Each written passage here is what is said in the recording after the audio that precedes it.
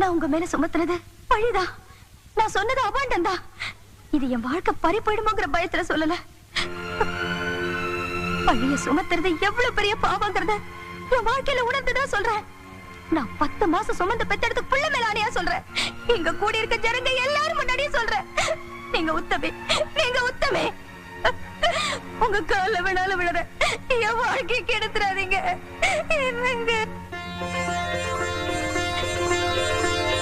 நீ காலம் கடந்து வந்து இந்த உண்மையை ஒத்துக்கிட்டாலும் இந்த கல்யாணத்தை உன்னால் நிறுத்த முடியாது.